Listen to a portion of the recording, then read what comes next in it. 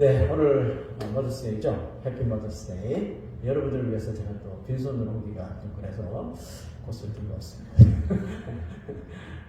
네, 여기 꽃이 있지만 여러분들이 더 아름답습니다. 아멘. 오늘 설교 성공?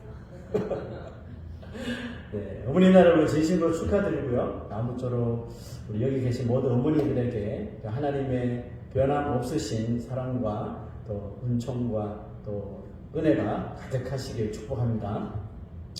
오늘 우리가 읽었던 본문을 보니 지혜로운 여인과 미련한 여인이 나오죠. 지혜로운 여인은 누구예요? 자기 집을 세우는 사람. 미련한 여인은 자기 손으로 그것을 허물어 버리는 사람이라고 합니다. 이 말씀은 가정이 잘 되는 그 여부가 아내에게 달려있다는 그런 뜻일까요? 그럴 수도 있는데 더 정확하게는 지혜로운 아내에게 달려있다는 뜻입니다. 그렇다면 이 지혜로운 여인은 대체 어떤 사람을 의미하는 걸까요? 세상에서 지혜로운 여인 그러면 많이 배우고, 그죠? 가방끈 길고, 상식이 풍부하고, 지식이 너무너무 많은 여자, 뭐 이렇게 기준을 잡을 수 있는데, 하지만 성경이 가리키는 지혜로운 여인은 세상의 기준과 다르죠. 우리 오늘 말씀을 통하여 하나님이 보시는 지혜로운 여인의 그 기준을 잘 배워서 하나님이 세우신 이 가정들을 좀 든든히 잘 세워나가는 우리 모든 어머님들 되시길 부탁드립니다. 솔로몬은 이 지혜로운 여인과 이 미련한 여인을 이렇게 비교를 하고 있죠. 자, 2절 한번 보면요. 정직하게 행하는 자는 여호와를 경외하여도 패역하게 행하는 자는 여호와를 경멸하느니라. 전자는 여호와를 경외하지만 후자는 여호와를 경멸한다고 했습니다. 자, 여호와를 경외하는 사람은 어떤 사람이라고 그랬죠? 정직하게 행하는 사람. 정직하게 행하는 사람이 하나님을 경외할 수 있는 이유가 있겠죠. 그 이유는 무엇을 하든지 살아계신 하나님의 눈앞에서 내가 한다고 믿기 때문에 섣불리 행동하지 않겠죠. 그렇기 때문에 정직하게 행할 수 있는 가능성이 훨씬 높습니다. 만약 섣불리 행하여 잘못을 범할지라도 하나님을 의식하며 재빨리 회개의 자리에 앉기 때문에 다시 정직한 자의 삶을 살아갈 수가 있는 것입니다. 반면에 여호와를 경멸하는 자는 누굴까요? 패역하게 행하는 자를 그랬죠. 패역하게 하는 자. 패역하게 행하는 자의 성경적인 의미는 뭐냐면 어떤 것을 통해서 자신의 마음이 이렇게 굽어져 있는 사람입니다. 똑바로 보지 못하고 이렇게 컬브가 돼요. 그 사람으로서 이 가져야 할 도리를 그냥 저버리고 이 순리를 거슬러 행동하는 것을 가리키겠죠. 이와 같은 사람이 얻는 것이 있습니다. 14절 보니까 마음이 굽은 자는 자기 행위로 보응이 가득하겠고. 무슨 뜻일까요? 무슨 뜻이죠? 이런 사람은 신앙과 자신의 마음, 신앙과 자신의 뜻을 이렇게 별도로 여기는 사람입니다. 성경이 어떤 교훈을 해도 자기 마음에 맞지 않으면 따르지 않는 사람인 거죠. 이런 사람은 자기 행위로 결국은 다 만족하기 때문에 마음이 하나님을 하나님을 향하여 거둘 수가 없죠. 예, 다 굽어져 있는 거죠. 그 굽어 있는 마음이 펴질 수가 없어서 결국은 스스로 하나님을 경멸하는 인생이 될 수밖에 없는 거죠. 자, 잠언서 31장 10절에 이런 말씀이 있습니다. 읽어봅시다. 시작. 누가 현숙한 여인을 찾아 얻겠느냐? 그의 값은 진주보다 더하니라. 자, 이 말씀처럼 정말 지혜롭고 가정을 세우는 지혜롭고 현숙한 여인을 찾는 것은 쉬운 일이 아니라는 거예요. 너무너무 누가 이런 여인을 찾겠느냐? 이 말이죠. 찾을 수 없다는 거예요. 너무나 어려운 일인데 그런데 불구하고 만약 자신이 그런 여인이 되거나 혹은 그런 여인이 속해 있는 곳은 거의 가정이 되든지 교회가 되든지 직장이 되든지 진주를 얻은 것보다 더 가치를 가지게 된다. 그러니까 여러분 지금 한 사람 한 사람이 오늘 성경이 제시하는 지혜로운 여인이 될 때 얼마나 자기 자신뿐만 아니라 주위에 좋은 영향력을 끼칠 수 있는지 우리가 깨달을 수 있는 거죠. 자, 그렇다면 이 진주보다 귀하다고 하는 이 집을 세우는 여인이 되기 위한 길은 도대체 뭘까? Crook in the Lash이라는 책을 읽은 적이 있습니다. 이 책을 보면 그 저자가 이 크루크, 휘어지다, 굽다 이런 뜻이죠. 이 단어를 쓴 이유는 내 안에, 자기 자신 안에 구부러진 것을 의미하기 위해서인데요. 그 어떤 사람의 삶 속에 들어있는 좀 불안하고 또 불만족스러운 마음을 나타내기 위해서 크루크이라는 단어를 썼어요. 이것은 마치 우리 신발 속에 들어가 있는 아주 작은 돌 알맹이나 아니면 이 옷 속에 들어간 아주 가는 가시 같은 것들이겠죠. 눈에 보이는 큰 이런 것이 아니라 아주 눈에 보이지 않는데 계속 우리를 불편하게 만드는 그런 것들이죠. 우리가 살아가면서 이렇게 불쾌하고 이렇게 불편함을 불러일으키는 사람이 될 수도 있고 어떤 일이 될 수도 있겠죠. 자, 여기서 crook in the lash이라고 했죠. lash은 한국말 하면 자기의 이 몫이라는 뜻이죠. 자기 거라는 뜻이죠. 그 하나님께서 당신의 백성들로 하여금 걸어가게 하시는 길이라는 뜻입니다. 자, 이 crook, 이 구부러진 것이라는 단어를 한번 오늘 머더스데이인데 자기 자신의 삶에 한번 적용해 보았으면 좋겠어요. 나의 삶에 뭔가 구부러진 것이 있습니까? 내 뜻과 내 마음과 좀 정반대로 일이 자꾸 진행되어서 그것 때문에 지금 불편하고 불쾌하고 좀 상심되는 일이 있습니까? 혹시 그것이 지금 나의 삶을 자꾸 이렇게 엉망으로 만들어가고 계시지 않습니까? 이런 상황에 우리가 흔히 하는 행동이 뭡니까? 좀 그 굽어진 것을 불쾌하고 불편하니까 내가 한번 펴봐야 되겠다. 우리 고사님 오셨는데 예, 굽은 머리 쫙쫙 펴시잖아요.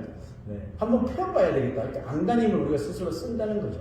그것이 인간 관계가 됐든지 간에 내가 하는 일이 되었든지 간에 한번 펴려고 하죠.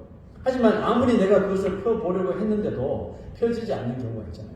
펴지지 않고 오히려 더 강하게 나를 찌르는 것을 우리가 분명히 다 경험했을 거라고 생각되는데 저도 그런 경험이 있습니다. 집안에 있는 물건 가운데 좀 이렇게 좀 고치는 걸 좀 선호하는 스타일이라 내 실력이 안 돼도 불구하고 내가 내 힘으로 내가 억지로 해보다가 오히려 그것을 그냥 엉망으로 만들어 본 경험이 있어요. 좋은 예로 예전에 저희 집 지하실에 그 수도 파이프가 되게 낡았어요. 보니까 그래서 내가 그거를 좀 어떻게 방향을 바꾸려고 힘으로 이렇게 하다가 그게 뚝 부러진 거예요. 그래서 막 물이 막 넘치고 난리가 나고 물바다를 만들어버려요. 아내는 몰라요. 그때 직장 가 있었기 때문에 무슨 일이 그때 일어났는지는 저만 알고 있습니다.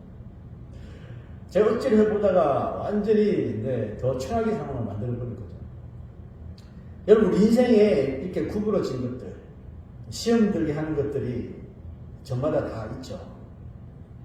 아닌 것처럼 이렇게 앉아있어도요, 다 누구나 가지고 있습니다. 억지로 내가 펴려고 하지 마십시오. 그러다가 자칫 더 부러져서 더 큰 시험거리가 될 수가 있어요. 우리가 지금 바이블 타임을 통해서 에스더를 계속 묵상하고 있잖아요. 에스더를 읽으면서 저 이런 생각을 해봤어요. 에스더에게 가시와 같은 그 크룩이 뭘까? 여러분 에스더를 읽으면서 에스더에게 그 구부러진 에스더의 마음을 구부러지게 만드는 존재가 누구라고 생각하세요? 하만이라고 생각하시죠? 네, 맞습니다. 하만이 맞죠. 왜냐하면 하만이 지금 유다인들을 다 몰살하려고 하니까 지금 에스더를 구부러지게 만드는 건 하만이 맞아요. 그런데 가만히 말씀을 보니까 하만밖에 없을까? 하만을 상대하기 전에 에스더의 마음을 찌른 가시가 있었어요. 그 가시가 뭐냐면 다름 아닌 자기를 키워준 아빠처럼 여겼던 모르드게가, 사촌오빠 모르드게가 이 에스더의 좀 가시처럼 작용하지 않았나 이런 생각이 들었어요.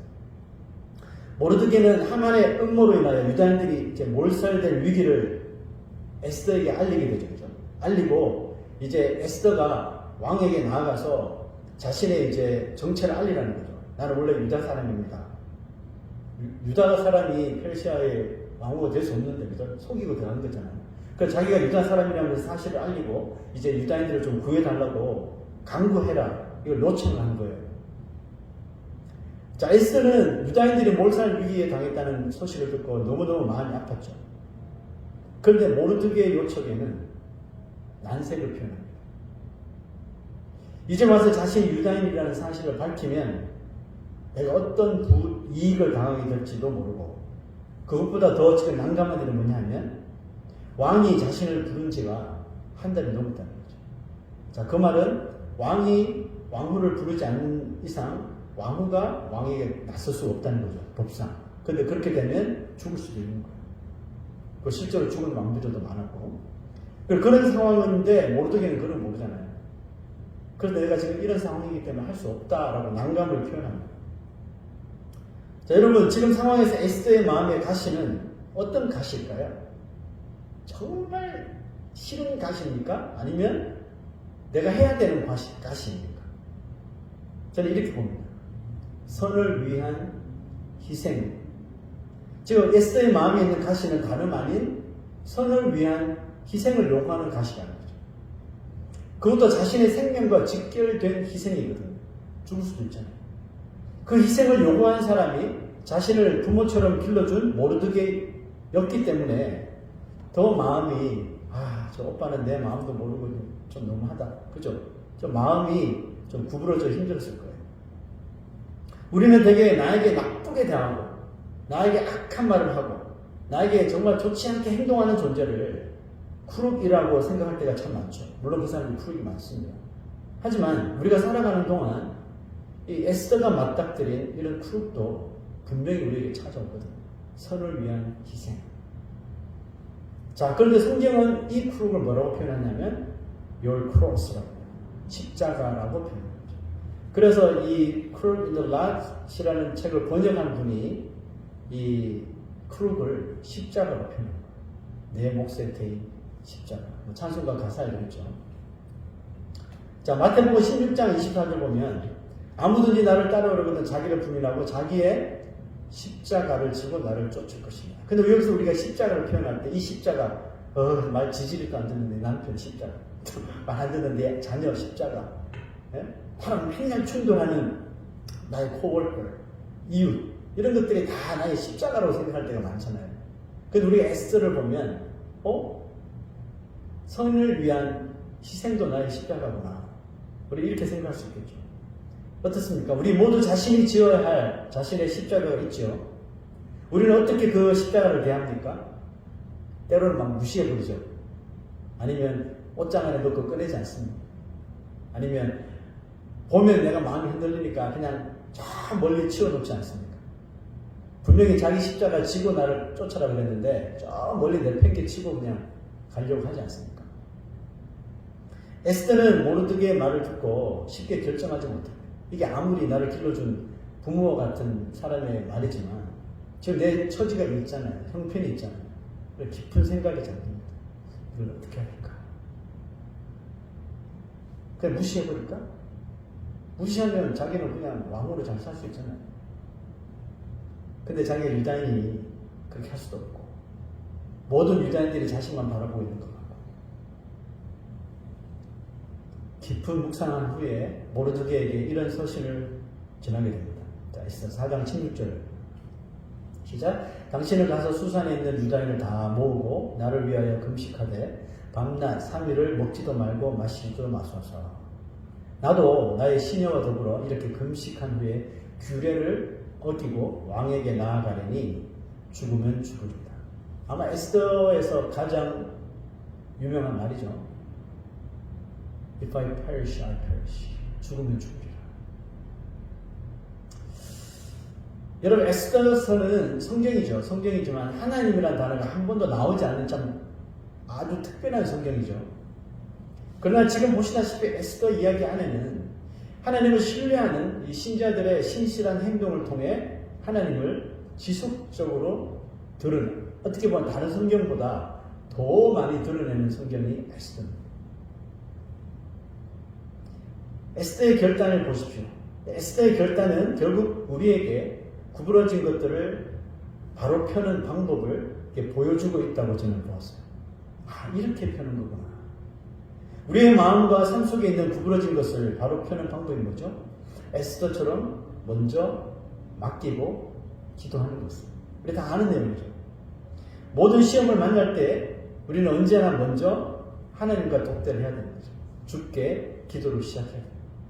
그렇지 않으면 내가 먼저 행동하거나 내가 내 마음의 판단대로 바로 결정해버리기 때문에 그렇습니다. 적어도 우리가 하나님을 신뢰하는 크리스천이라면 먼저 하나님과의 독대하는 시간을 반드시 가져야 되는 거죠. 우리가 우리 삶 가운데 있는 구부러진 것들을 스스로 이렇게 펴려고 하지 않고 우리가 먼저 하나님의 도움을 구할 때 우리에게 오는 분명한 유익이 있거든요. 여러분 어떤 유익을 원합니까? 대개 우리가 이런 크룩을 앞에 두고 기도할 때 대개 원하는 기도 제목은 그거죠. 주님 빨리 이 가시를 제거해 주십시오. 불편해 죽겠어요. 불쾌해 죽겠어요. 빨리 이거 좀 제거해 달라고 우리가 기도하죠. 여러분들도 그렇게 기도하지 않습니까? 물론 그렇게 해주실 때도 있어요. 속이 시원하게 문제 한 번에 딱 해결하여 주시는 분이 있어요. 아우 저 사람 진짜 꼴 보기 싫어. 저 사람 없으면 너무 편할 것 같아. 오늘 갔더니 사라졌어. 바람이 없게 사라져버렸어. 너무 시원해. 이게 하나의 응답이야. 이럴 때도 있죠. 우리가 항상 그랬으면 좋겠죠. 하지만 언제나 우리 수준에 맞게 하나님 응답하시지 않습니다. 오히려 더 다르게 응답하실 때가 많습니다. 근데 먼저 하나님께 맡길 때 그래서 하나님은 무엇부터 선보냐 하면 바로 우리의 마음부터 선보시거든요. 즉 우리 마음이 내 마음을 구부러지게 하는 그 어떤 것을 향해서 너무 지금 날카롭게 서 있거든요. 그 날카로운 것들 하나님께서 먼저 자르기 시작합니다. 저 사람을 선보는 것이 아니라 저 사람을 향한 내 마음부터 선보기 시작합니다. 어떻게 해요? 그래서 우리를 차분하게 자꾸 만들죠. 인내하게 만들고 겸손하게 만들죠. 우리를 오히려 겸손하게 만들어 주시는 것이 하나님의 방법이더라고요. 에스더가 고백했던 죽으면 죽으리라. 여러분 이게 적을 향한 막 가시돋친 사람이 할 수 있는 말입니까? 아니잖아요. 완전히 하나님 앞에 모든 것을 내려놓았을 때 할 수 있는 말이죠. 그죠? 하나님 앞에 모든 것을 맡겨드리는 겸손한 모습이고. 여러분 이때 에스더의 심정은 어땠을까요? 여전히 모르드게를 향해서 마음이 구부러져 있었을까요? 왜 하필 나한테 이런 걸 요청해서 이런 마음 가지고 죽으면 죽으리라 말했을까요? 저는 아니라고 생각하거든요. 만약 여전히 구부러져 있었다면 결단코 그는 이런 말 할 수 없어요. 그리고 왕 앞에 절대로 나갈 수 없습니다. 지금 상황은 아무것도 변한 것은 없어요. 그죠? 아무것도 변한 것이 없지만 유일하게 변한 것이 있다면 에스더의 마음이 변했어요. 에스더의 마음속에 있던 누구를 향한 구부러진 것들이 다 펴졌다는 이걸 펴게 만드는 것이 누구예요? 하나님이죠. 하나님을 독대한 에스더의 마음, 가시돋친 마음들이 왜 하필 나냐고 사람도 많은데 그러면서 이것이 다 잘라주신 거죠. 그리고 없었던 용기와 담대함이 생기고 그들을 담대하게 왕 앞으로 나아갈 수 있도록 하나님께서 이끌어 주신 거죠. 그래서 이 에스더를 보면서 하나님을 계속 찾아야 돼. 하나님 여기도 계시고 저기도 계시고 하나님 너무 많네? 이러면 성경을 잘 읽고 있는 거예요. 그 에스더를 다 읽은데도 불구하고 하나님이 한 군데도 없어. 이런 사람들이 있죠. 네, 다시 읽어야 돼요. 다시 읽어야 돼요. 그래서 열심히 하나님 찾기를 하십시오. 우리가 구부러진 것들을 스스로 펴려고 하지 않고 에스더처럼 하나님께 먼저 나아갈 때 이와 같은 과정을 통하여 하나님 우리를 온유하게 하시고 야생만처럼 날뛰던 우리의 마음을 그냥 잘 해서 온유하게 하시고 우리를 겸손하게 만드시는 겁니다. 왜냐하면 우리가 먼저 하나님께 구할 때 하나님만이 나를 구부러지게 만든 것들을 곧게 펴실 수 있다는 것을 깨닫도록 하시기 때문에 그러니까 에스더가 내가 어떻게 이걸 해결해 하다가 이거 하나님 앞에 맡겼더니 왜 네가 해? 내가 할 건데 너는 조금만 용기만 내는데 그랬더니 마음이 너무너무 편해졌지 않나요? 그죠? 그러니까 에스더가 그걸 깨달은 이거 내가 하는 게 아니구나 하나님이 하시는 거예요. 그럼 나는 나가기만 하면 되네? 그래서 마음 편하게 나간 거예요. 죽으면 죽으리라. 여기 뭔가 대단한 뭐가 있는 것처럼 보이지만 결국은 겸손한 마음이 불러일으킨 순종이거든요. 하나님이 하실 거니까 나는 그냥 갈 거야. 우리가 스스로 자기를 낮출 때 섣불리 말하거나 행동하지 않게 된다는 것을 아마 여러분 다 경험해 보신 적 있죠. 막 이렇게 올랐을 때 쏟아내는 말하고 내가 자신을 낮출 때 그렇지. 자신을 낮춘다는 게 그런 엄청난 능력이 있죠. 효과가 있습니다. 좀 참게 되고 차분해지고 기다리게 되고 그게 바로 겸손함의 능력이 거기에 있다고 했습니다. 예수님이 다 보여주셨죠. 이처럼 겸비함은 나의 행동을 한번 쉬어가게 만들어주는 그런 능력이 된다고 생각합니다. 에스더 이야기를 읽으면서 에스더에게 가장 잘 어울리는 구절이 뭘까? 그 제가 막 뒤져봤어요. 발견했는데 이 구절이었어요. 역시나 잠언에서 발견했는데요. 시작. 고운 것도 거짓되고 아름다운 것도 헛되나 오직 여호와를 경외하는 여자는 칭찬을 받을 것이라. 어때요? 저는 에스더가 너무 잘 어울린다고 생각합니다. 에스더가 왕후가 된 이유는 뭐 때문이죠? 그 외모. 그 바사 왕이 뭘 보겠어요? 외모만 보죠. 그 외모로 뽑힌 여자들 중에서 가장 제일 이쁜 여자를 왕후로 삼은 거 아니에요. 근데 에스더가 뽑혔으니까 왕후가 된 이유는 아름다운 외모 때문에 뽑힌 거예요. 그런데 보세요. 그 아름다움도 왕에겐 잠시뿐이었어요. 에스더를 평생 옆에 데리고 있을 줄 알았는데 안 보는 거예요. 더 예쁜 여자가 나타났나 봐요. 한 달이 넘는데도 안 찾는 거예요. 여러분, 이 외모랑, 인간의 외모랑 이렇게 한계가 금방 드러납니다. 금방 한계가 드러나요. 그리고 자녀들 시집장가 안 간 자녀들 있으면 외모 그렇게 보시면 저희 딸도 외모 너무 보거든요. 이걸 알려줘야 될 것 같아요. 외모는 한계가 있다. 그래서 영원할 수 없다는 거죠. 저도 우리가 그리스도인이라면 영원한 것에 우리 뭔가를 추구를 해야 되는데 한계 있는 것들을 추구하다 보면 그 한계에 빠지게 되겠죠. 그래서 지혜로운 여인은 누굴까요? 지혜로운 여인은 한계가 있는 것에 자신의 삶을 바치는 사람이 아니라 영원한 것에 자신의 삶을 바칠 줄 아는 여인. 이런 여자. 그리고 에스더를 통해 그 사실을 우리가 확인할 수가 있습니다. 저는 우리 건강한 교회 어머니들, 여기 오신 우리 권사님, 지혜로운 여인들이 되었으면 정말 좋겠습니다. 그리고 자라나는 우리 딸들도 모두 그들의 어머니들처럼 지혜로운 여인들이 되기를 정말 기도할 겁니다. 먼저 여러분들이 지혜로운 엄마가 되십시오. 그 딸들은 분명히 엄마를 보고 자랍니다. 나도 저런 엄마가 돼야지. 여자가 지혜로울 때 발생하는 효과가 있는데요. 그 말씀만 보고 이제 말씀 마칠 거예요. 자, 보세요. 중요한 이야기죠. 어떤 효과가 있을까요? 시작.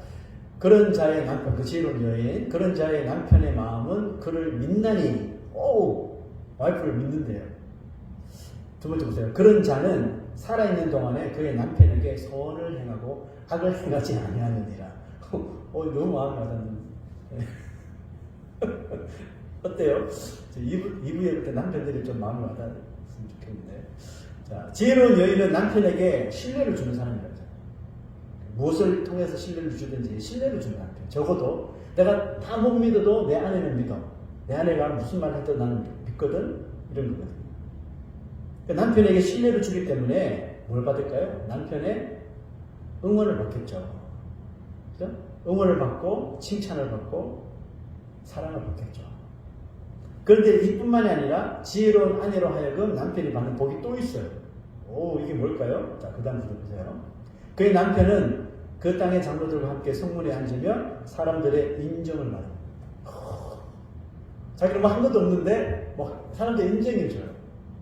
근데 이게 원인이 어디서 왔나 보니까 아내 때문이에요. 지혜로운 여인 때문에. 여자는 사랑을 받을 때 만족을 느끼죠. 부부만 따지자면 여자는 사랑을 받을 때 만족을 느끼지만 남자는 존경을 받을 때, 인정을 받을 때 더 큰 만족을 누립니다. 여러분, 하나님은 하와를 만드시고 아담에게 하와를 이렇게 이끌어 주셨죠. 그리고 이 하와의 아이덴티티를 뭐라고 말씀하셨어요? 헬퍼, 너를 돕는 배필이다, 이렇게 알려주셨어요. 이 말씀은 여자가 기분 나빠할 수도 있어요. 그러면 남자를 돕기 위해서 태어났나? 하나님 여자를 남자를 도우라고 창조하셨나? 이런 오해를 할 수 있는데 그게 아니거든요. 이 말씀은 여자가 남자의 종이라는 뜻이 아니라 남자는 여자가 없으면 안 되는 정말 빈약한 존재라는 뜻입니다. 그래서 남자에게는 여자가 필요하다. 남편에게는 아내가 너무 소중하다라는 그런 의미거든요.